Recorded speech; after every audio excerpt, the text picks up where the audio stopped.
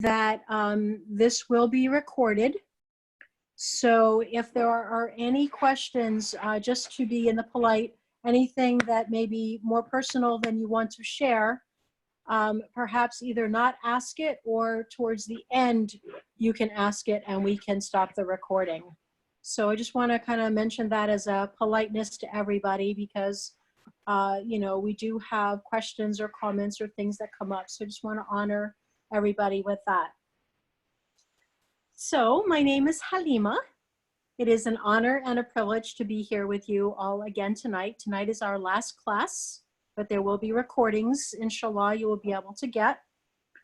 I am honored to introduce my dear beloved sister, Safiyyah Miller, who everybody knows, I'm sure. She has been on the path for like 100 years, or so it seemed.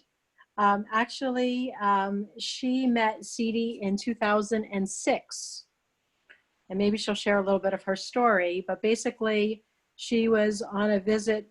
She came from Israel, is where she was born, and she was visiting her family, and she wasn't particularly feeling well, and on the advice of a dear beloved sister on our path, was recommended to meet Sidi. So she met him in his office, and that's where the journey began. He said he was coming to America that summer, and subsequently she followed him on every and almost every place she could find, every Sufi school that she could find. And that's actually how I met her in South Florida during that journey. So she continued that until he passed. May Allah sanctify his spirit and make his grave spacious. So she went to healing school in 2006, and she graduated as a graduate of the University of Spiritual Healing and Sufism in 2009. And she always had a heart's desire to work with the sick and the poor. And later in life, she actually decided to become a licensed social worker, and she received her Ph.D. and between many jobs ended up at Mount Sinai for about 30 years. So her specialty is in the psychiatric department. She works with many of the cases, the tougher cases with PTSD and depression.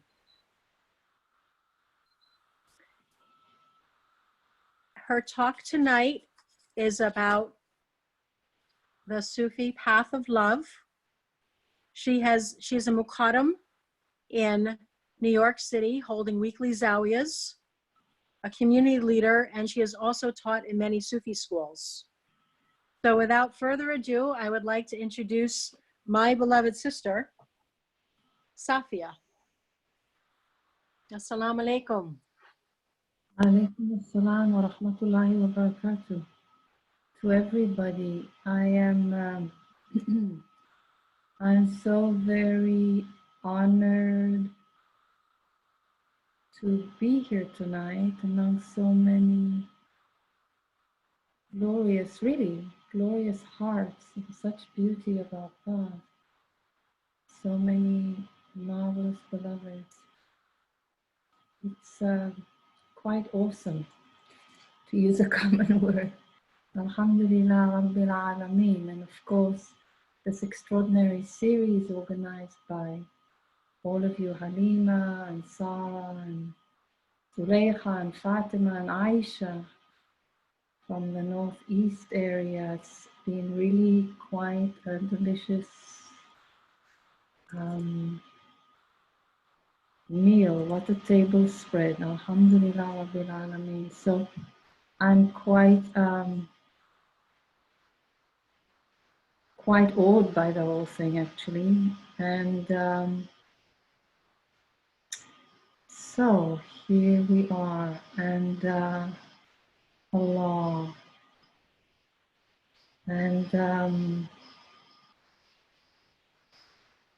wanting to share that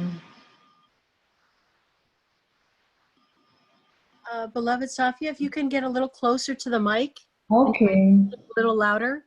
She does tend to trail off, so if you can, Mm, just keep close to your own mics.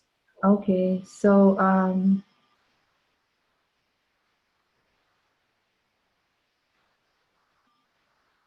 not quite sure what Allah He was making here. Would you like to start with Fatiha? Yeah, inshallah. That's great. Okay. أعوذ بالله من الشيطان الرجيم. بسم الله الرحمن الرحيم. الحمد لله رب العالمين. الرحمن الرحيم مالك يوم الدين. إياك نعبد وإياك نستعين. اهدنا الصراط المستقيم صراط الذين أنعمت عليهم غير المغضوب عليهم ولا الضالين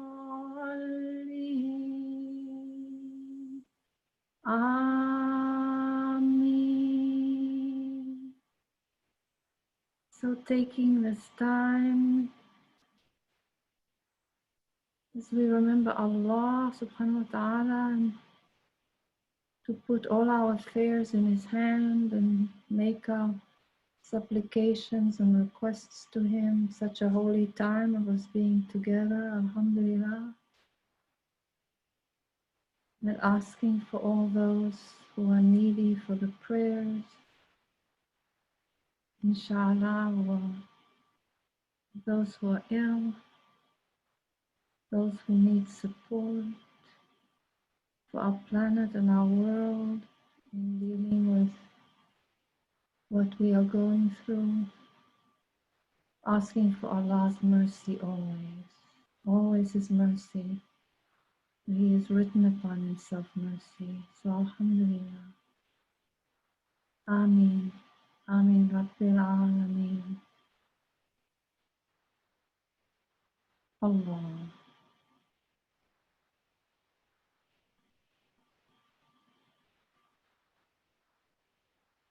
So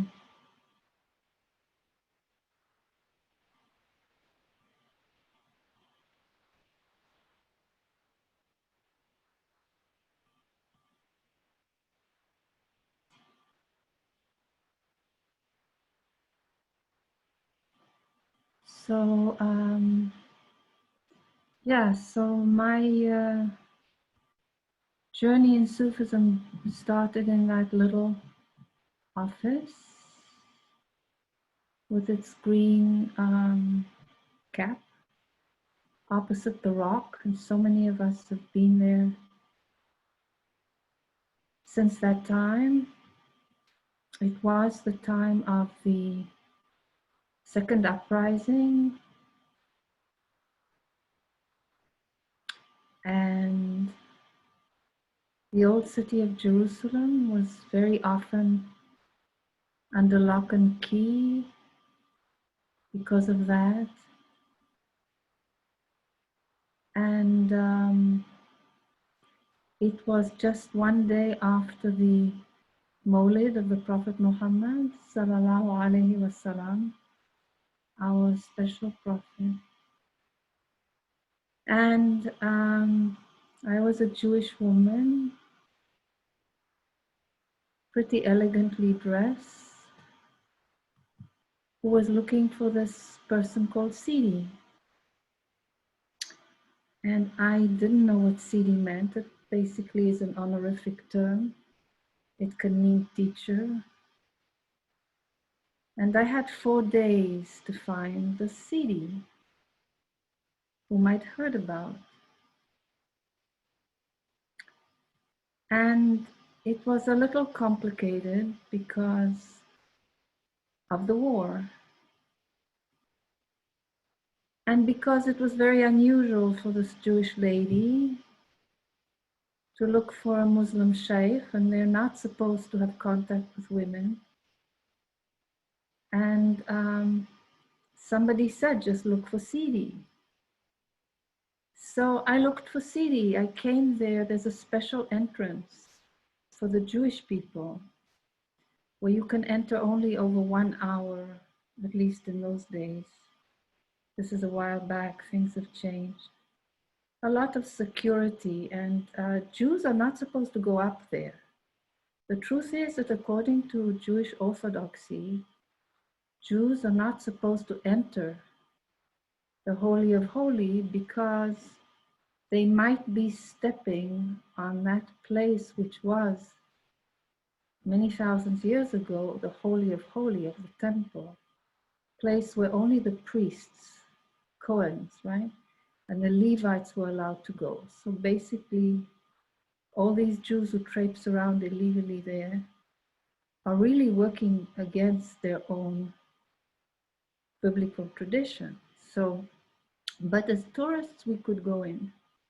I had spent many hours there as a younger woman after 67, after the war, and loved being there. In those days, we could enter at any time and spend time under the rock. But this was very different, and I was very scared. I'm a kind of timid person, and these security people always make me scared. So but I went through it. They ask a lot of questions. You know, I'm a social worker from New York. I work at Mount Sinai. That's a big name, right? So anyway, I got in and I asked everybody, I'm looking for Sidi. So they said, which Sidi? So I said, I don't know, Sidi. They said, there are many Sidis here. So I was a bit crestfallen and I went home. Home was a long way away and I was coming and going in taxis. So I called Sidi again, and there was a special hour we used to call Sidi. It was 7 p.m. Jerusalem time. I guess it was, Allah, it was 12 noon our time in New York City. And I was told that's when he was available. So I waited for 7 p.m. and I called him again. I'd already called when I first arrived. And I said, Sidi, I said, I came to look for you. And he laughed. Sidi had a very, in those days, he was kind of a big man. He had a hearty laugh. So he laughed and he said, oh, yes, there are many Sidis. So I said, what to do? He said, well, my name, I never bothered to find out his name. My name is Mohammed Al-Jamal. So I said, oh. I said, and then I thought about it and I said, well, Sidi, should I wear a skirt? He said, yes, it's a good idea. Wear a little skirt. And I said, Sidi, a lot of things were little. Put on a little hat when you pray. A little skirt, good idea, not bad, you know. So, okay. So I found my friend who had skirts because I wear pants and I put on a skirt. And it struck me that my kind of flying in and out with on cabs might not be in what we call the adab, but I didn't think about it then as adab. But I was thinking, I'm looking for Muslim shaykh, all this business, a lot of money, getting to a cab, this rich lady from New York, astaghfirullah in inverted commas, but still, you know, how about take a bus, walk a little bit, don't wear high heels, you know?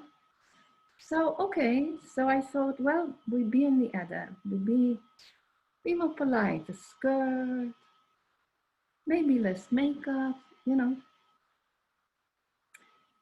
Allah, He helps. He gave it to me. So, okay, I decide to do that. And then all hell breaks loose. There's a complete, how do you say, otzir, we say in Hebrew. There's like a complete blockade, and the old city is cut off. I think it was because of preparation for the Maulid. And there was like one of the uprisings. So I can't go. I can't go in. So my cousin, very sweet woman, who also met Sidi later on in life, and very sincere woman, she said, let's go to Tel Aviv. Tel Aviv is like a boisterous dunya hub. So we go to Tel Aviv, and I'm going to Tel Aviv. I hope I'm not boring anybody. So we're sitting there, and I'm like, my heart realizes, all I want is to see this man. I don't know him, but all I want is to see Sidi. I'm like so impatient. And I'm like, what are we doing here?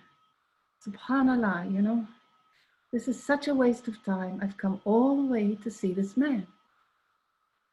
And my heart is just like, I've got to get back to Jerusalem, got to get back to Jerusalem. So we go through the motions. I come back. I call Sidi again at 7 p.m. He says, yes, beloved.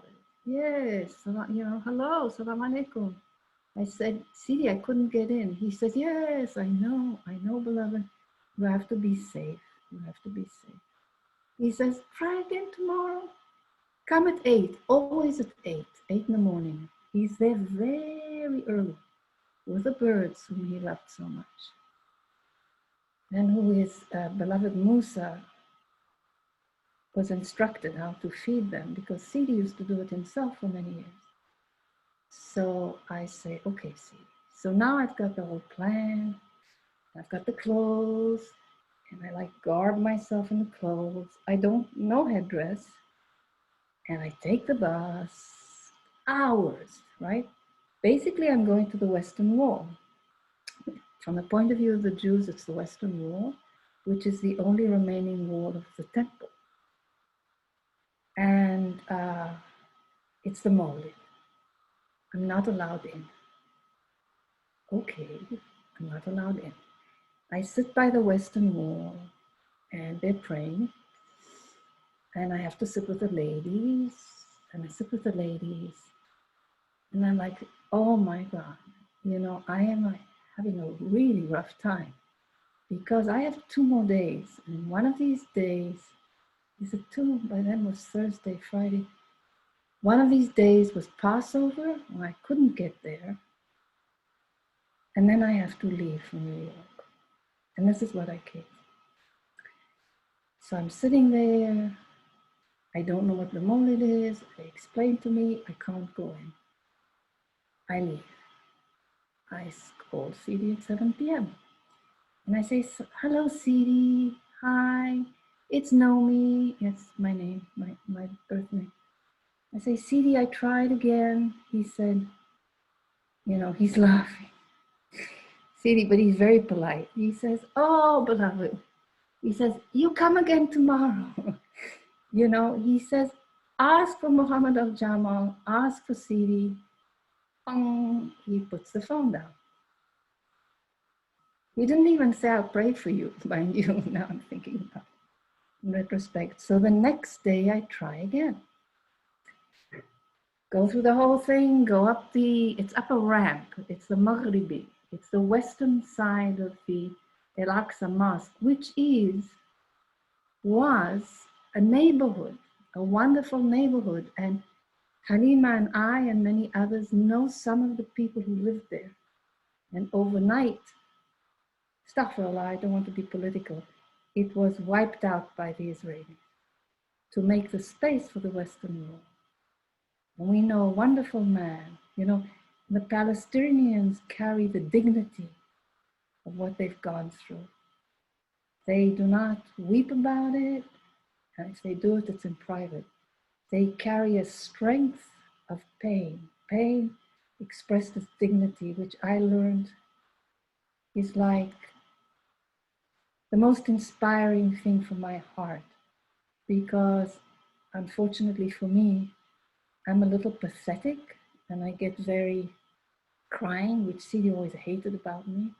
And he used to tell me, stop crying, you know.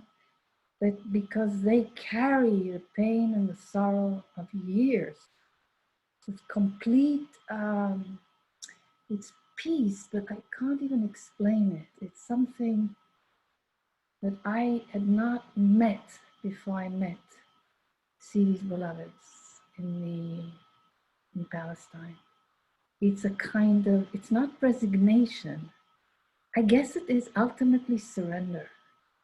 It's kind of knowing that it's from Allah subhanahu wa ta'ala, and He makes what He makes, and He's always there for them. And they carry that knowledge physically in their body, whether they're overweight or whatever they have or whatever they look like. I sometimes feel even the children carry it. It's like whatever they go through, whether they're angry, it's like Allah. You know, it's amazing. It's totally amazing. Astaghfirullah. Anyway, that is the story of that little neighborhood. So I go up the Maghribi ramp. It's a very high ramp that leads to the Maghribi gate.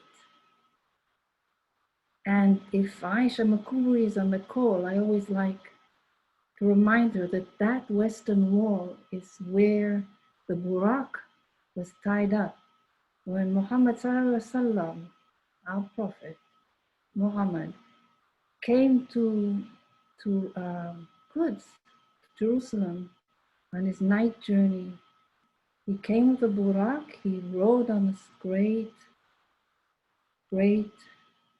beast, great animal, and that's where he tied him up. So you come through that gate, and again, all the questions. Oh, you were here recently. You coming back again? You know you're not supposed to hang out here. Blah, da, da, da, da. Where do you come from? Do you have your ticket back? I get in and I look for Sidi, Muhammad al-Jamal, and Allahu Akbar, I can't find it. It doesn't work. He's invisible. And I walk around the Masjid al-Aqsa, I go up the steps where I used to sit so often. I look at the Bab al-Rahma, you know, the Golden Gate, the Mount of Olives, the street the road that leads to Jericho, and you would see the pink mountains of Moab. This great expanse outside this Golden Gate, where the Prophet Muhammad sallallahu alaihi wasallam prayed the Salah, leading 124,000 prophets behind him before he went to Allah subhanahu wa ta'ala. The place where Elijah rose before he died, he went to Allah, the Prophet. The place where the Prophet Yaqub slept and saw this amazing dream with a ladder with the angels coming up and down, where he was called Israel. So subhanallah, you know, this is where I was raised, and it's our heart. And of course, this is where we were all raised. This is what Sidi has shown us. This is where our hearts are. And I sit there and I look and I, subhanallah. And then I go home and I call Sidi again at 7 p.m. At this point, I think he laughed. And I said, Sidi, I came with a skirt. And I came to find you. And you weren't, I couldn't find Muhammad al-Jamal. He said, that's okay, beloved. You come tomorrow. 8 in the morning. He starts very early. So to get there at 8 in the morning, I start at 6, quarter to 6 in the morning. And I get up. Alhamdulillah, Fajr, although I don't know about Fajr. And by now I'm wearing even less makeup. And I look, I don't know. I'm trying, you know, subhanallah. And I'm kind of on the bus with all these Jewish women who are religious, and they're going to the Western Wall. And I kind of feel an affinity with them because, you know, they're schlepping, as we say in Jewish, they're dragging all the way to the Western Wall. I'm going with them, and here I am going to see a Muslim sheikh, but we're all on a pilgrimage. You know, it's like, subhanallah, maybe I even know some of those faces. I've been doing this for a while.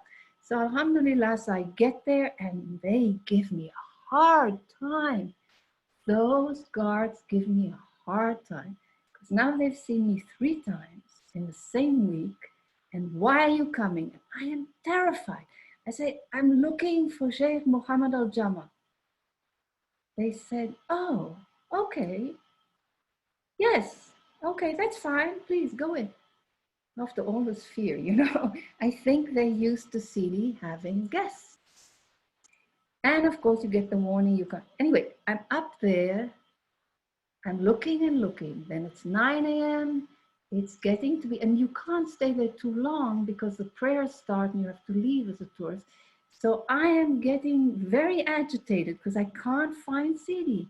And I call his home again and I say, I'm looking for Sidi, the same number at home, where I guess we used to find him because it was at 7 p.m. And the lady says, oh, he's in his office. Okay. And then I'm walking around, I go by Al-Aqsa, there are all these people selling, how you say, postcards, right? They're selling postcards.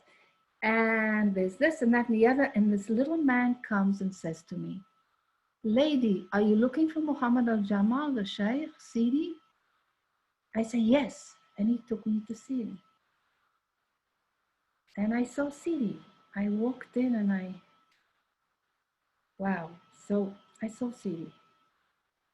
Allah, He gave it. Something gave permission for me to meet Sidi. And I must have been with him for about half an hour, 45 minutes. And I got a little coffee with Shadulia coffee, special coffee. Right, you're nodding, Halima, which was his recipe. It's a healing coffee. And I got to see the people coming in and out, and they kissed his hand, right? And I was like, oh, Allah, they're kissing his hand. Okay. I don't think I was able to look at his face. I've often remembered this. It was like being, his presence was so enormous. He had a rather large chest in those days and kind of big hands. And I remember you know,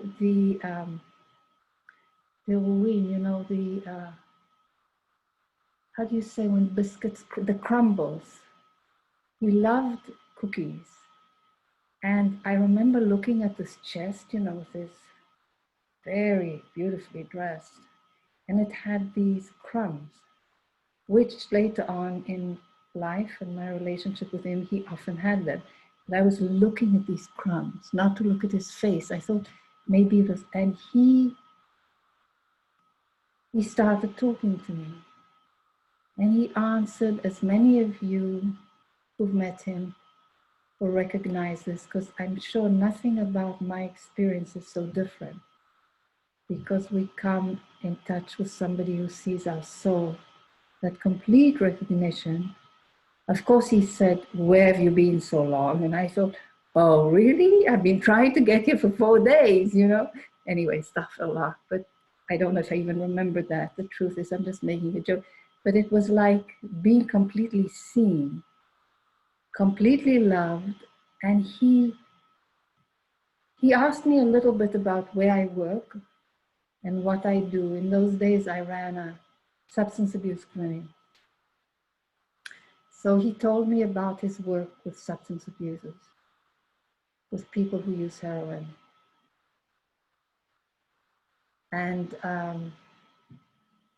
but the point is that he answered every question in my heart without my asking it. As we know, right, Halima, we know that that is what Sidi does.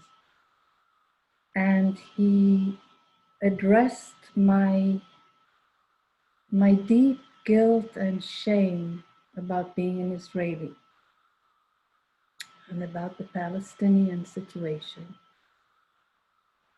in a way that I can't express. He managed to, and I know other teachers have expressed this beautifully, how he managed, in those days at least, to carry it without blaming anybody, by kind of accepting that it wasn't kind of all the Jews, do you know what I mean? But I don't even know how he did that. He just carried it in such a balanced way and helped me to let go of something. And actually, I still carry it. You know, well, we all carry the deep grief, but the kind of sense of of my part in it. And years later, whenever he spoke about it to me, he always related what happened to the British.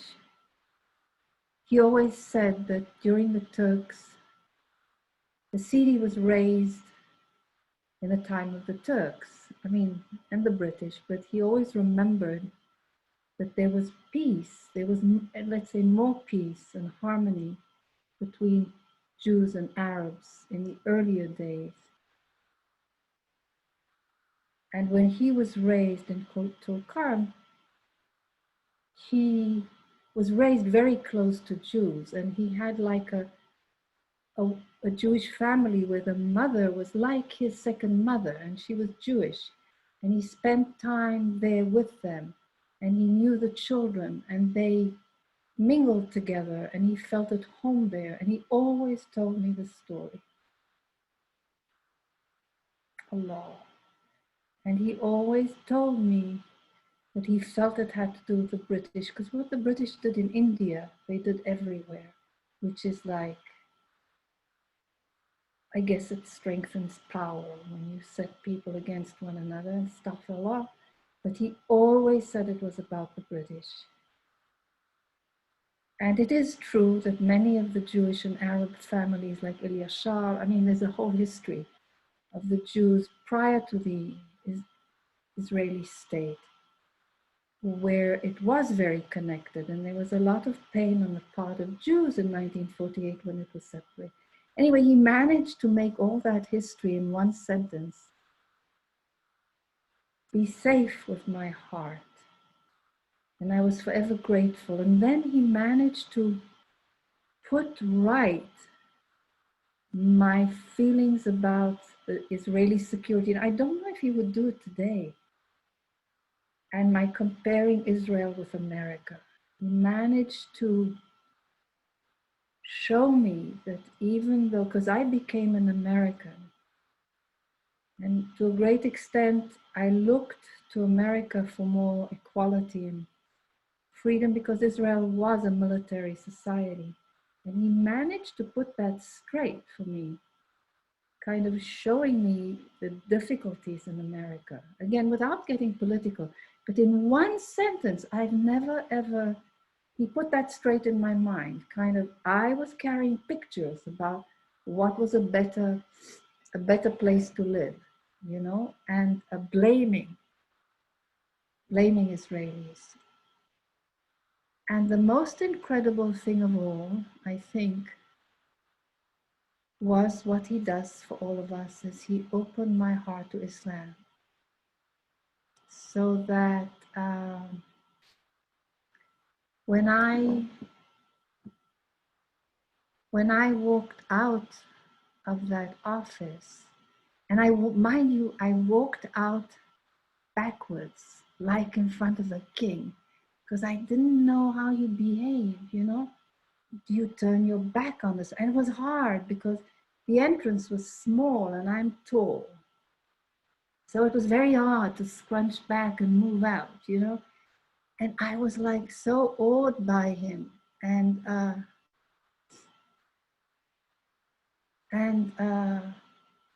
when I walked out and I looked at the Golden Dome, and I looked at the places where I used to sit as a younger woman, the whole thing had changed. And what I saw was the great beauty of Islam, which I knew nothing about. I was raised there. I knew nothing about the Prophet Muhammad sallallahu alaihi wasallam. It was a deep secret, and I still think not many understand. And it was like whole place transformed, and I got the invitation, alhamdulillah, from Allah subhanahu wa ta'ala to the Maida, to the table, to the table spread of what we call Islam. And so that was my meeting with him, and it was so odd. He asked me, have you read Music of the Soul? And I thought, oh Allah, I don't know what he's talking about. I said, oh no, no, Sidi, I don't know. He said, I said, what is that? He said, it's my book. I felt so terrible. He said, do you know Ibrahim Jaffe? You know Dr. Wadood? I said, no, Sidi. He said, I come to America. 6 weeks, I come to America. You can come see me. You call Dr. Wadood and Dr. Ibrahim. Okay, yeah, Allah. So, yeah, so that was funny. That was the story. I went back home and I found Amina al-Jamal and I ordered all the books. So, subhanAllah, don't we all do that? So, yeah, so I guess that was my beginning to the path of the love. And Allah, that was my story, which I don't often get to tell. And I saw him and I met him. And the next day I left for New York. Oh, well, probably the next day was the Seder. I must have been completely gone by then. And then I left for New York and the books came. So, and I met some of the beloveds and came to the land when he arrived. So that is my story. I know we have many stories. And I think they're all kind of, in a way, the same. And I felt very fortunate. Years later, I heard that I could very easily have not been invited by Allah. That happens too, where you just don't get the invitation and it comes later, inshallah. So I was very fortunate to meet our guide, and I continued, I think, the struggle with these issues of, and I don't know how many of you do, of the Jewish, Israeli, Palestinian, Muslim, and he named me Safiyyah, who was a Jewish wife of the Prophet Muhammad. So I felt very blessed about that too. Alhamdulillah. So to bring together all those identities, and I know that we're in the unity, and that is part of what Sidi did so well for us, and what our path continues to do so well in your hearts, and the call do so well. Allah. So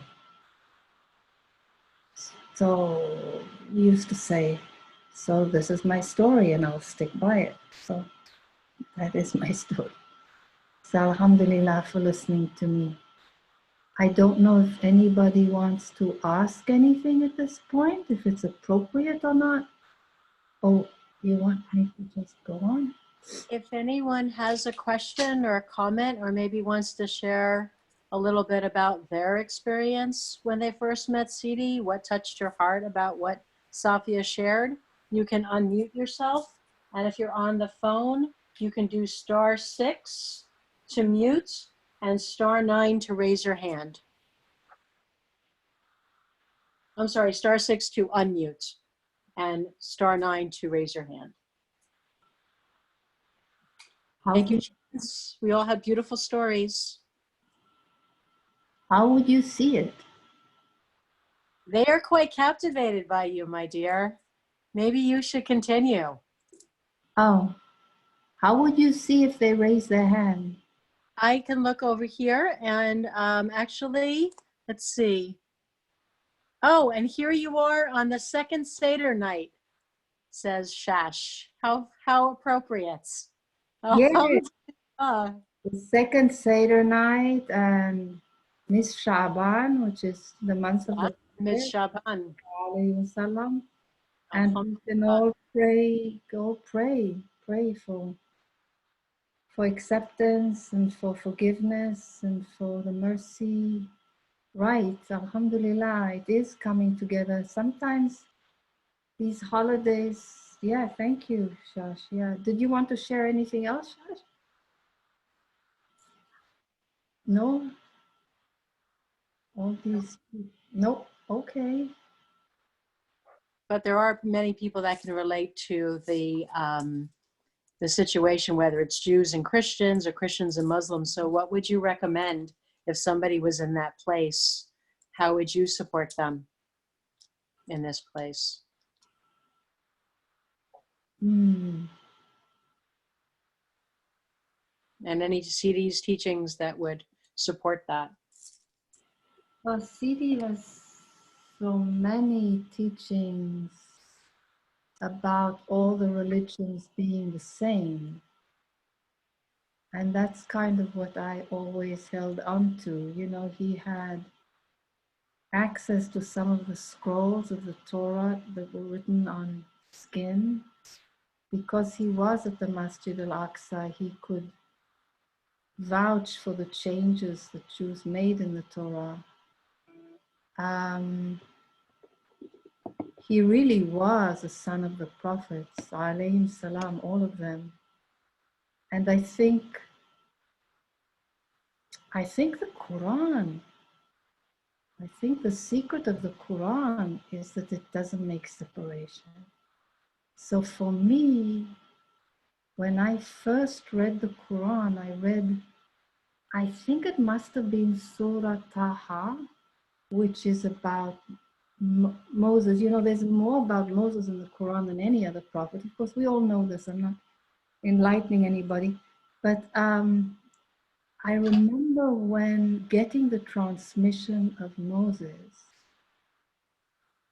and when he turns to Allah subhanahu wa ta'ala and says, you know, to bless his, open his ability to speak.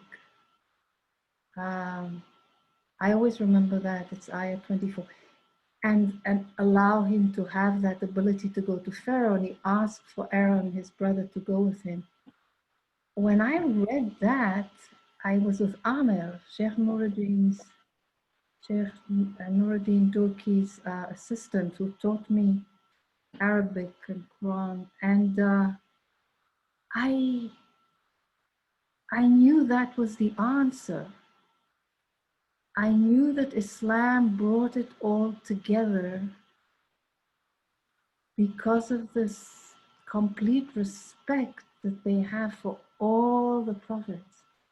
Alayhi salam. I don't know, that was transmitted to me very strongly. And to be honest, my love for the Jewish religion and for its prophets, and I think I've heard other beloveds say that, and some of you might be on the call tonight. Yeah, Halima, I know we've often shared this, many of us. I did not like the Jewish religion. I was an agnostic, you know. I had great problems with it because of the political ramifications of what it carried and what it meant to us in the country. It was, you know, again, this is my view, and I, astaghfirullah, Allahu A'lam. But that explained to me the beauty of my religion, you know. So Halima's had the same, I think others have had the same experience. I always loved Isa. So it just corroborated my complete intimate closeness with Isa, because again, the Quran's transmission of Isa is, and Maryam, you know, and again, they're from Jerusalem. So the Jerusalem is the city of Isa, as it is of Ibrahim. So for me, all these prophets I learned about when I was little at school came alive in the Quran. So that Quran might help some. If there's difficulty with, Yes, actually, one of the beloveds just shared. yeah. One of the beloveds said, "Go to Pharaoh, for he has exceeded all limits." Alhamdulillah. Alhamdulillah. Yeah. It's so true for our time, isn't it? Alhamdulillah. Yeah. Allah. Ya Allah. And hearing the talks of Sidi, there were years where he talked a lot about the prophets. It changed later. When we needed to learn about the prophets, he brought the prophets. I mean, he was always talking about them, but there were years where he was more talking about something. than others. There were years where Sunday teaching was always about Isa. No matter where he was, it was about Isa on Sunday.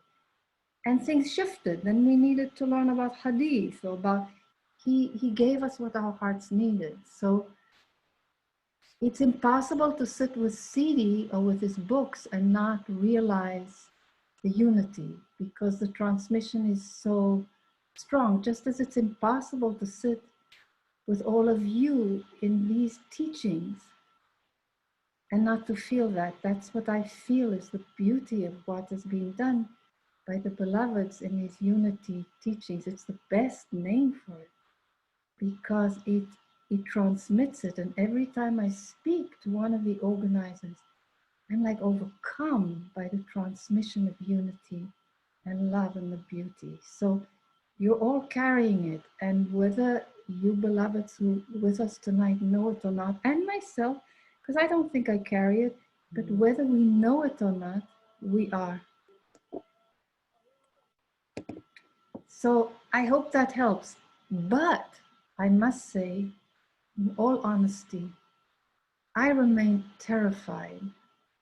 You know, Quds is an interesting city, Jerusalem, because it's the city of love. I always feel it brings together,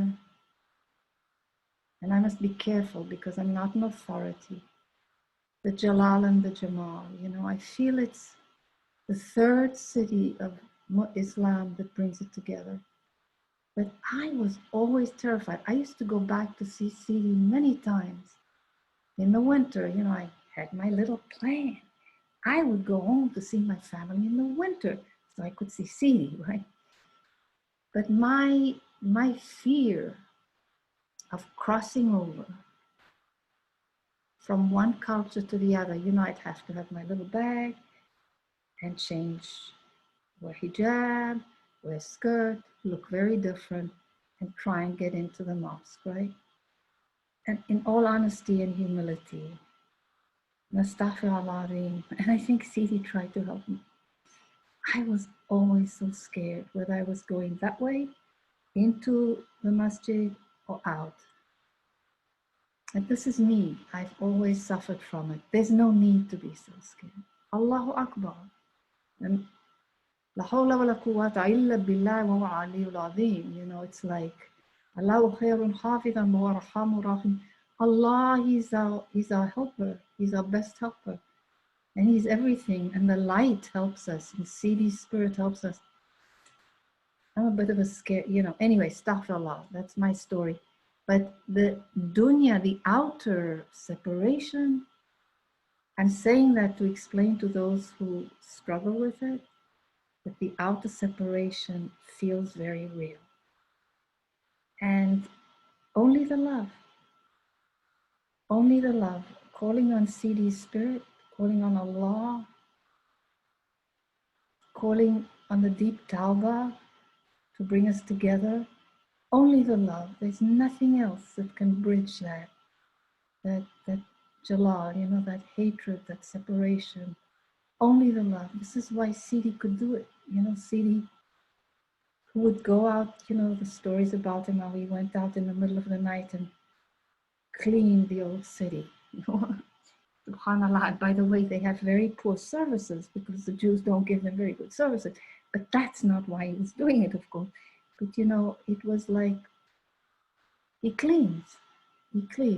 And he only through the love can anything happen in terms of cleaning that space of separation. So I wish anybody who's struggling with that, like, that's a rather long answer, astaghfirullah, you know, where does that bring us?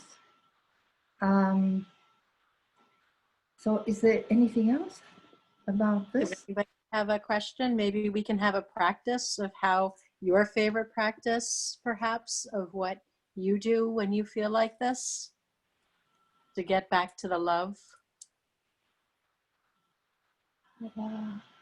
I think I kind of am very immersed in Tawbah. Particularly nowadays, I am very immersed in the Tawbah. And in the dhikr, you know, I think it varies, and of course the Salat of Muhammad sallallahu alaihi wasallam, who can be called upon to help us with this, because he was the master of bringing together people from all races and cultures, women and children, and he was the mercy for all the world. I mean, reading his biography and connecting with his spirit is a very great blessing. And with the Nur Muhammadi, so I think, and anything that we do on our path connects us with his light, sallallahu alaihi wasallam, because we have the blessing of what Sidi carried, and his spirit still carries it, and I believe is watching over us. So we are very, very fortunate that we have that light to lean into, and that's the light of the ultimate light of love of Haqq, you know, the reality of Allah. So, did you want to do a practice? Was that what you were saying? Yeah, you would like to lead us in a practice of Tauba or whatever feeds your heart and your soul and what you do in these places.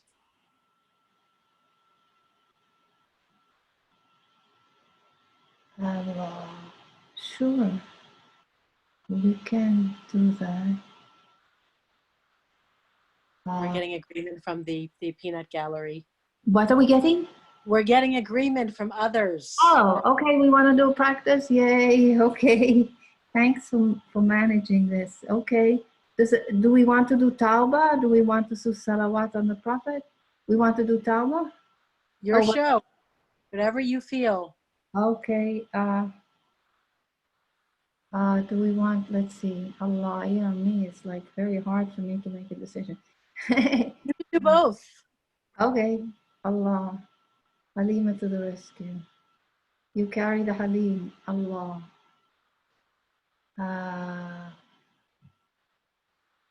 We can do a little bit of salawat, and then we might do tawaf. Allah, Bismillah, A'udhu Billahi Minash Shaitan. Bismillahir Rahmanir Rahim.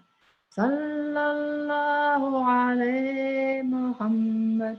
Sallallahu alayhi wa sallam. Sallallahu alayhi Muhammad. Sallallahu alayhi wa sallam. Sallallahu alayhi Muhammad. Sallallahu alayhi wa sallam. Sallallahu alayhi Muhammad. Sallallahu alayhi wa sallam. Sallallahu alayhi Muhammad. Sallallahu alayhi wa sallam.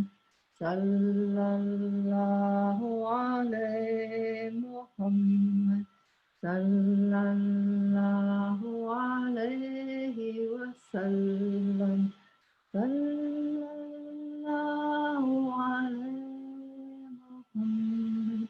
Sallallahu alayhi wa sallam. Astaghfirullahalazim wa atubu ilayh. Astaghfirullahalazim wa atubu ilayh. Astaghfirullahalazim wa atubu ilayh. Astaghfirullahalazim wa atubu ilayh. Astaghfirullahalazim wa atubu ilayh. Astaghfirullahaladzim wa atubu ilayh. Astaghfirullahaladzim wa atubu ilayh. Astaghfirullahaladzim wa atubu ilayh. Astaghfirullahaladzim wa atubu ilayh. Astaghfirullahaladzim wa atubu ilayh.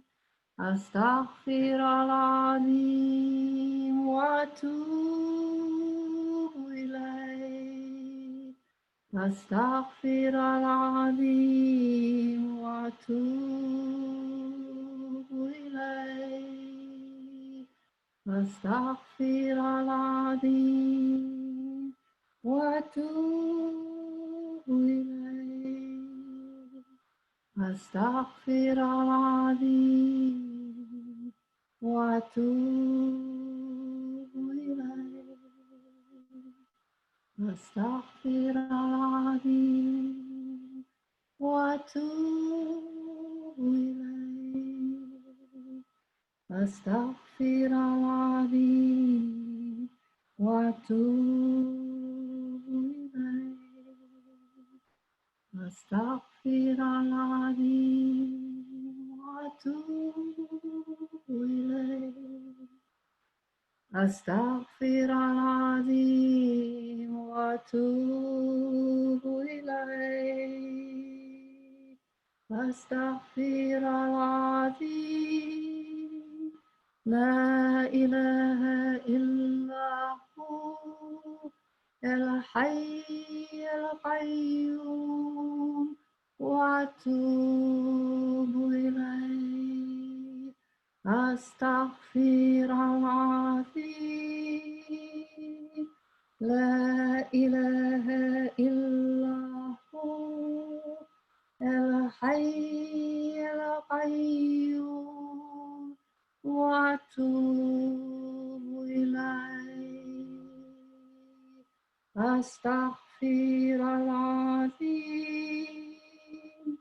La ilaha illahu al-hayy al-qayyum wa atubu ilayh. Astaghfirullahaladzim. La ilaha illahu al-hayy al-qayyum wa atubu ilayh. Astaghfirullahaladzim. La ilaha illahu al-hayy al-qayyum wa atubu ilayh. Astaghfirullahaladzim. La ilaha illahu al-hayy al-qayyum wa atubu ilayh. Astaghfirullahaladzim. La ilaha illahu al-hayy al-qayyum wa atubu ilayh. Astaghfirullahaladzim. La ilaha illahu al-hayy al-qayyum wa atubu ilayh. Astaghfirullahaladzim. La ilaha illahu al-hayy al-qayyum wa atubu ilayh. La ilaha illallah. La ilaha illallah. La ilaha illallah. Muhammadan Rasulullah.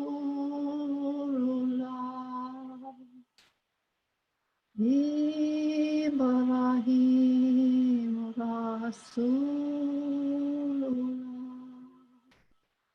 Musa Rasulullah.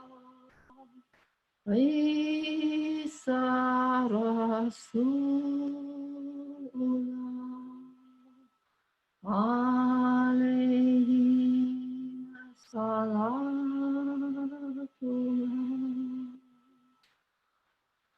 Allahu Akbar. Allahu Akbar. Allah. Allah.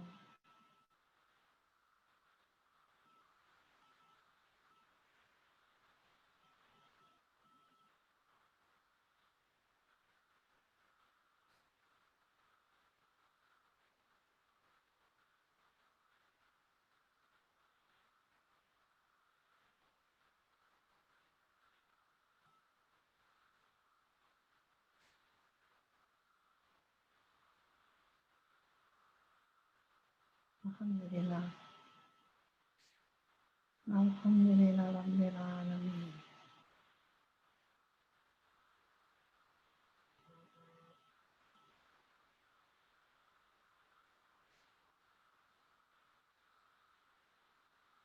So,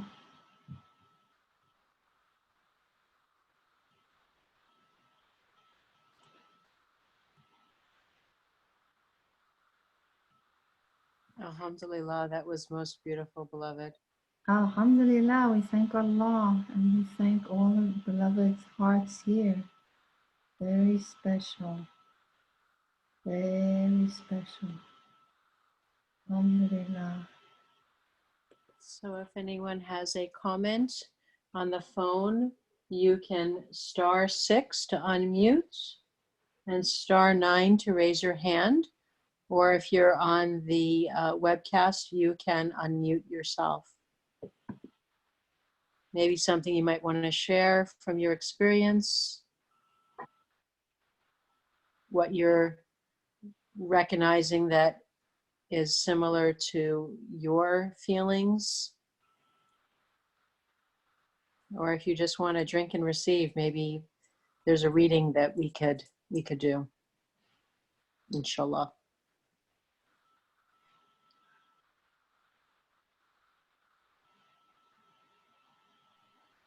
All is quiet on the decks. Hey, son. People are drinking.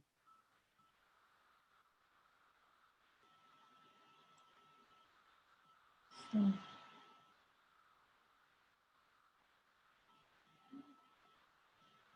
you're very welcome. Alhamdulillah. Yeah.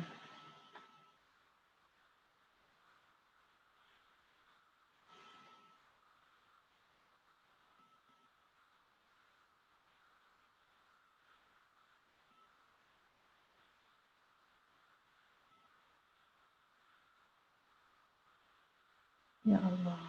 Allah, Allah.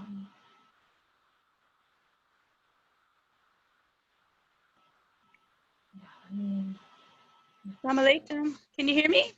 Yes, alaikum assalam wa rahmatullahi wa barakatuh. Assalamu alaikum, beloved. Alhamdulillah. This has been so just so spectacular. I just so enjoyed your meeting Sidi and all of the efforts that went into that. Alhamdulillah. It was so beautiful. And I just wanted to share I was living in Egypt with my mother and my British stepfather. for 3 years and had the opportunity to take a Holy Land bus pilgrimage. And I woke up in Jerusalem on my birthday, my 31st birthday, in the year 2000. And one of the most magical times that I had, beside going to the Dome of the Rock, was the evening before we did that journey, was to go with a young man from Texas who had just married a young girl of Polish descent, and her mother had joined the pilgrimage from Poland, and we went to the Wailing Wall. It was what her mother really wanted to do, and we went at night, and it was so beautiful. And I put a special prayer in there for my mother, who was back in Cairo. And unbeknownst to me, my mother was very sick while I was away, and my stepfather was trying to figure out how to get a hold of me. She almost died. And, you know, alhamdulillah, was just an amazing opportunity to think that Sidi, he knows all of his beloveds, right? From birth, right? Or maybe even before. And alhamdulillah, just the thought of walking around that sacred area, and the thought of Sidi perhaps praying for me and my mother, and then having that incredible opportunity to go to the Wailing Wall in the evening, it was just amazing. And I just wanted to share that because your story was just so amazing. Alhamdulillah, I'm just like Halima said, I'm just basking, but I just wanted to, I was bursting to share that. So thank you so much for letting me share, and thank you for giving me the chocolate at the Sufi School East when me and Johnny Ahmed were there, and I was riding around on the golf cart to, you know, giving people rides. And yeah, you came up to me, and it was just, I was in such a low, and you're like, I think you need this. You just gave me chocolate, and it was so beautiful. It was so beautiful. Thank you so much, and I'm so grateful that you or, you know, did this presentation. It was just lovely. So thank you so much, and Assalamu alaikum, beloved. Alaikum assalam wa rahmatullah. Wow, alhamdulillah, what a beautiful sharing. What a beautiful sharing. Yeah, alhamdulillah, very special. Thank you, beloved. I carry it with me. Yeah, we carry our hearts in our hearts, all the hearts in our heart. Yeah, alhamdulillah, thank you, beloved. That is so, you made it seem so real and alive. Alhamdulillah. Well, there's something, the magic of storytelling really, it transcends some, you know, thoughts or words or prayers, and it brings you in, it captivates you, and it has you tell the story without telling it. So if there's anybody else who may have an experience that they would like to share, something that touched or moved their hearts, or something that happened with Sidi. Somebody's saying, I have a deep sense of peace. Thank you. Alhamdulillah. I have a deep, is it okay to read this? I have a deep sense of peace. Thank you, Sister Safiyyah. I never met Sidi.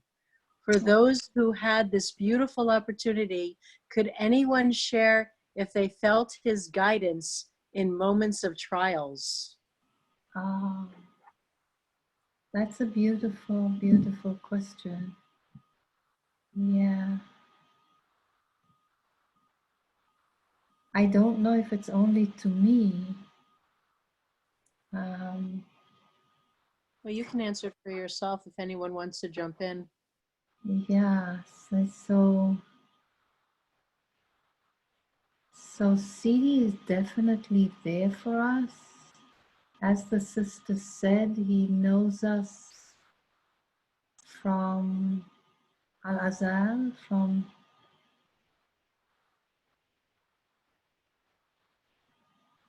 from that ancient world, and which is why he used to say, why did it take you so long to get here? Because he's waiting to collect his students, and he's very picky, and he collected you, honey. He brought you. Allah brought you, of course. Nothing, Sidi doesn't do anything. Only Allah. Only Allah, Allah, Allah. So that you need to know. He's very careful. So, astaghfirullah, that's my impression. I need to be careful. Allah knows, but I know that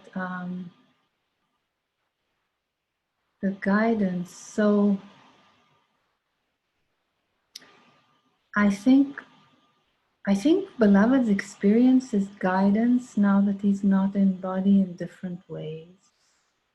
And they talk about it. And some lucky ones talk about dreams and talk about this kind of showing up when they're napping in the afternoon. Alhamdulillah, I'm not one of them. I know that for myself, I have to be careful because sometimes I think it's him and it's not. So that's not one has to be careful. But I know that there's a certain sense of rightness. Sidi was very clear about adab. And Allah, He says that He puts everything in the right place. And this is what Sidi many times was about. He was about the love, but he was also, the love needs a container. Love needs taqwa. Love needs God-fearingness. Love needs the container. You can't hold that sack without the bark. And Sidi was very careful about the container. The container is the khulqun azim. The container is the qualities and the characteristics. And we have the walking Quran. We have Muhammad Sallallahu Alaihi Wasallam as an example, and Sidi. So he was very careful of being right. It's like istiqama, you have to walk straight. When we say we walk straight, we want the shortcut to Allah, alhamdulillah, but it means walking straight, being straight on the outer and the inner. Astaghfirullah, maybe I'm being too strong, but and I hope I'm correct, but Allah forgive me for any mistake. But that business of istiqama, that business of being okay, being moderate, being okay with others, being generous, caring for the poor. And I can kind of tell when I'm off. So that's where I get his like nudge, watch out. So that's not complete guidance. That's kind of more in the walking. But I can also say, and other beloveds can answer, because I know I have a beloved here in New York who always relates to, I ask Sidi. So she's getting the answers. So I think I too can like turn to him. We turn to Allah subhanahu wa ta'ala, but it's through him that we get Sidi's spirit. We have to be careful with that. And I think that I can say he shows up kind of. It's like he shows up when it's complicated. And he's like, no, you move that way. I don't always ask. Actually, I think he shows up more when I don't ask. It's like seeing Halima smile and nod. So it's like about my patience. He takes care of my patience. SubhanAllah. It's like he'll say no, that, or he'll say, I'll get a feeling of, now shut up in clinical rounds. Don't say too much, and he's probably right, because people don't talk a lot in rounds. They're very formal, and I'm not. So, or it's like, I think there's a kind of push to give more. I get that a lot. And I think it's coming from Sidi. But he'll certainly suddenly help me with discharge planning. Astaghfirullah. It's like, no. I get that sense of no. It's not that he speaks to me. And I don't, you can say it's from my heart, but then Sidi's in our hearts. The Sidi has a circle of protection around our hearts. That's the way I experience it. I'm sure it's more than a circle. But we're wrapped in protection. And it's like, I get this kind of sense of warning that's not going to work. And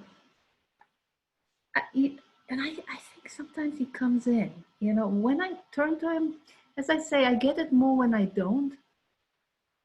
When he first left, and again, this is a bit mystical, I got that overall sense of him being pervasively everywhere. Like Rumi describes Shams of Tabriz when he left. He was like everywhere. It was like he was reassuring us, you know. I'm in the leaves. I'm the cloud over Quds. I'm everywhere, beloved. I haven't left. And again, that's my experience, and I'm not saying it's for, you know, it's right. And I was very grateful for that because he's leaving. And just remember, I just want to make sure that those who haven't met him know that you're meeting him, you met him. Read his books, read his poems, get medals of the truth, poetic truth, if you can. If you can't, we'll help you to get it. Read the books, read the book, The Guide.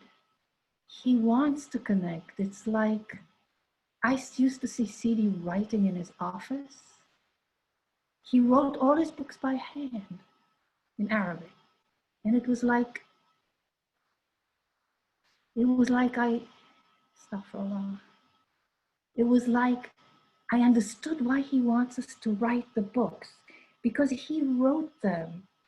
And he wrote, as we write them, it kind of comes through his writing into our writing, from his hand to our heart.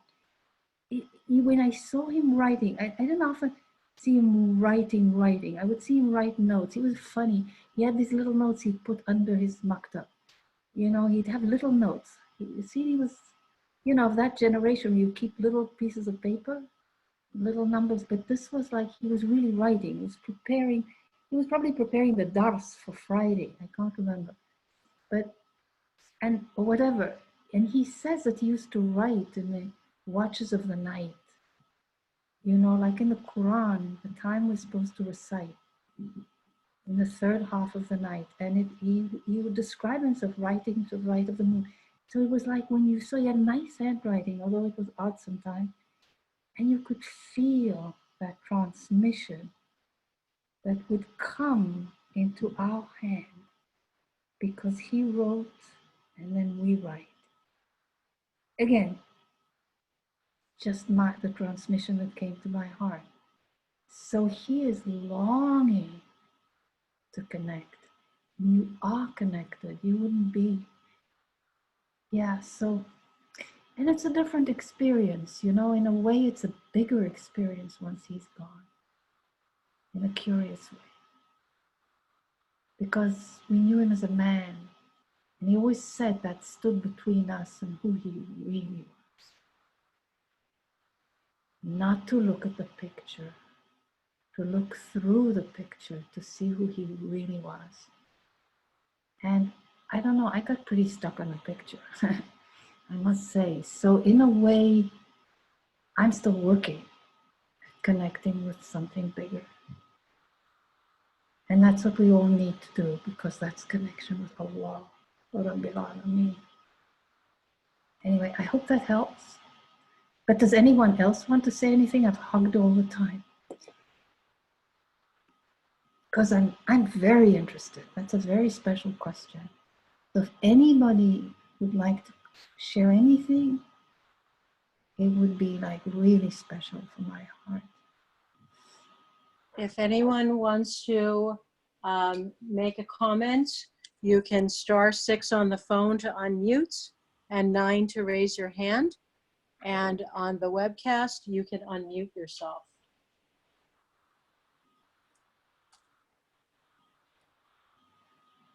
Assalamu alaikum. Alaikum assalam. Let's see if I can bring my video. Oh, alaikum assalam, beloved. Hello. See me? Yeah, you look beautiful. Okay. Yeah, it's getting dark here, and I just have this little lamp, and Oh, beloved, so good to see you. I haven't seen you probably since 2000. Let's see, count on my fingers. 2008, Sufi school, and you. Just a couple things about the Sidi. I can't remember when it was. Could have been the last month or something. We had something, some kind of a sorry. Like a halwa or a dhikr or something. It was on Zoom. And I don't remember at what part of it. The beloveds from California did a dhikr, the wazifa. Ah, And in that, where they transitioned to dhikr. And what I experienced, and again, this is, I haven't experienced a lot of Sidi since he passed.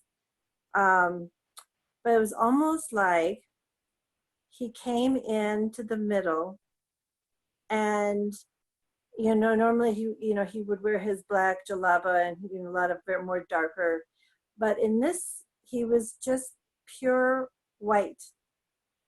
mm, It was just Allah, pure whiteness, Allah, and it was really profound, Allah. very, very profound. And I feel that because there were so many of us in the tariqah that were gathered in that moment, that he came through.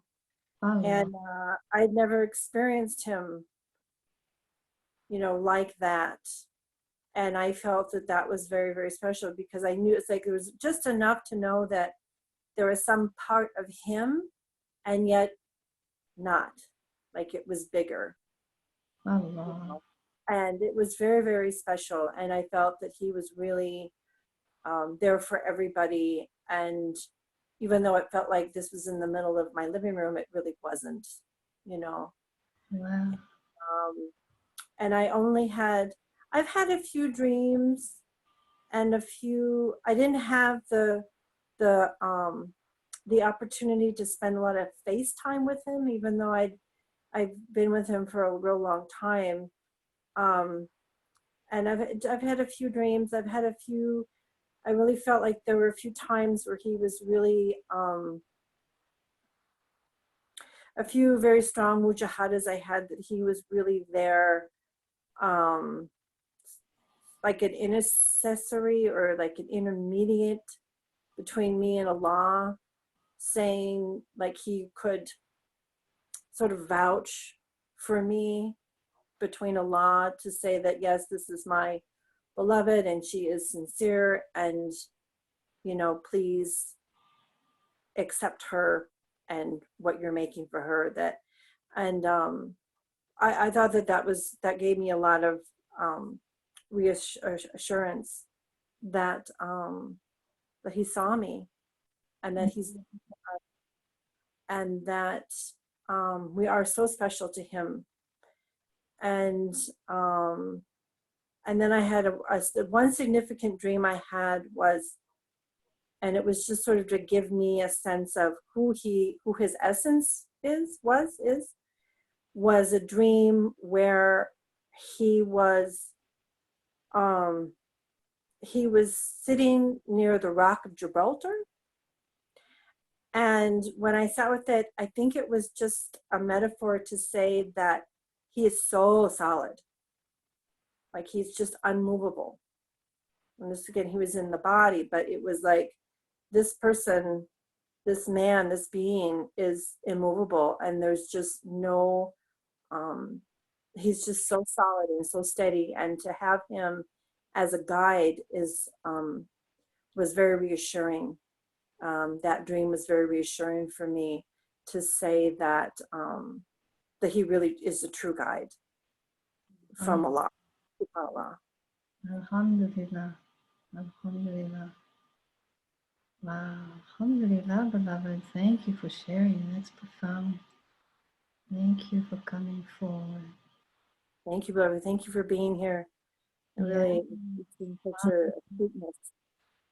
SubhanAllah. SubhanAllah. Ya Allah. So I know that. Thank you so much. That's very deep. It's very touching. It's Yeah. touching to know that Sidi shows up for us as we need it, Mhm. in a way that he feels he knows what our hearts need. So he will show up for different beloveds in different ways. Mhm. For some of us, it's more tangible, and for others, it's more ephemeral. His subtlety is very great, Mm. very, very great. He doesn't always take form. For those who need, he takes form, alhamdulillah, and it's very important. But you know, the great Rabia said, it's not about that. It's about the inner truth of Allah. You know, she could fly on a prayer mat, but she said, that's easy. So in other words, Sidi knows what we need. So if he shows up in a specific way for us, that's what we need. But he's there. So if I think that he's helping me, could be him, it could be just my heart's guidance. The point is, it's a kind of, it's like Iman, it's like the deep knowledge and certainty that he's going to show up in how we need. If it's, we're always protected. This is what's important. And yes, sometimes it's not so clear. But then for myself, I know the knowledge that he's there. I don't have, does that make sense? I'm saying it just for all of us who doubt it or who it's not so clear. So forgive me if I come back to that. And I hope that makes sense because I know we're probably coming to the end. So I just wanted to say that and to thank everybody, and Rima is the one who's, and thank you so much, Sai. Yeah. Well, thank you, beloved. There's one hand up. Oh, okay. Can we take it? That's great. Her name is Rahima Sash. You want to unmute yourself? Oh, good. I think I did unmute. Can you hear me? Yeah. You can hear me? Yes, beloved. Okay, the sound is not the best here. I would like to share at this moment a story about Sidi. I don't have any children, and often as a younger woman, people would say to me, do you have any children? And I'd say, all the children on the planet are my children. And they'd look at me, roll their eyes, and walk away. And after a while, I was saying that, and I heard myself, and I said, you know what? That's too much responsibility for me. So I just stopped saying it. And then fast forward, I started doing the Sufi things, and Sidi gave me the name Rahima. And one of the times that he came to Florida, and he was in his little kiosk, and I walked in, and he said, of course, through a translator, he said, you walked through the entrance of this, I don't know what he called it, the door. And he said, the whole entrance lit up with this brilliant white light. And you are the mother of all the children on the planet. And I was in shock. And I said to him, I don't have any children, very defensively. And he said, no, it was a metaphor. But that comes back to me a lot, a lot. And I do feel that my heart goes out to people who are not necessarily just suffering, but there's so much empathy that I feel. And I don't know if I relish the statement that he made, and that I was right all along to be saying that. I just wanted to share that with you and the folks who are on the call, because who else could I share that with? Other people wouldn't understand. So thank you for letting me share that. Oh, Allah. Thank you. Ah, I'm sitting with that light. Thank you, Allah. That is so beautiful. That is so beautiful. You are Rahima, Ya Allah. Yes. Yeah. Thank you. Thank you. So, beloveds, if there's any other questions, any last comments, take your chance. As it is getting, we want to honor the time. It's getting close to, or a little bit past. So I want to thank you.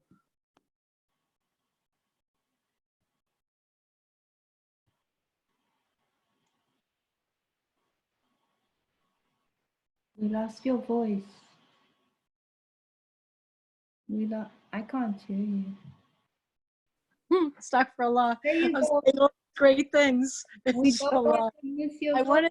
want to thank you humbly for the beautiful way that you unpacked, you shared the walking through your story, and you drew us in so we can see our nafs. And you have such a beautiful way, you know, I've known this for a long time, but now everybody else gets to see that timid, beautiful spirit that just shines through when she's with Allah.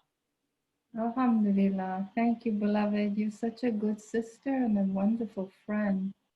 And I thank Well, you deeply. we've all been very blessed, and I can't wait for everyone to hear the recording. I do want to say thank you to everybody. We are actually, this is the last one. And if you could, we would really love some testimonials. If you have it in your heart, to send it to connect@unitypeaceprayer.com. Maybe Sue can put that in real quick. connect@unitypeaceprayer.com. We are going to continue with the new book, woohoo, of Sidi's, The Spirit's Path to Joy, starting again June 4th. So if you need to get that, sufimaster.org. I got my copy, and inshallah you'll get yours. Salam alaikum, beloveds. Thank you. Thank you, Alima. Thank you, Sarah. Thank you for all the people that are part of this Unity Peace Prayer, all the teachers that have come before and continue, and beloved Safiyyah for stepping in. Salam alaikum, everybody. If you want to, I'm going to mute, and everybody can say their salams and gratitude.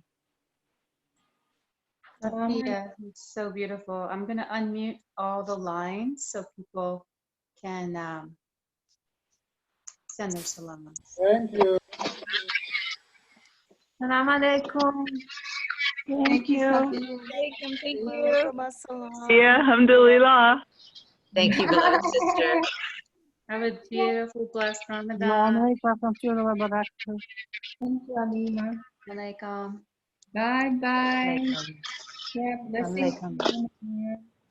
Thank you, Safiyyah. This is Salam, Linda Weber, and I remember when you came to the Twin Cities and stayed in my house, and it was so nice to see your face again. It was very special night there. The cat. Yeah. Yes. And the garden and you. And I saw you were on the call. Thank you for coming. Oh, yes, it was beautiful. Thank you. Assalamu alaikum. Bye. Assalam. Oh, you all so nice people. We have great beloveds. Yes, Sarah. Thank you, beloved. Love you. Thank you. Assalamu Love you too alaikum. so Thank much. you for your encouragement. Thank you. Assalamu alaikum. Alaikum assalam. Love you all. Alaikum, beloveds. Bye. Assalamu alaikum.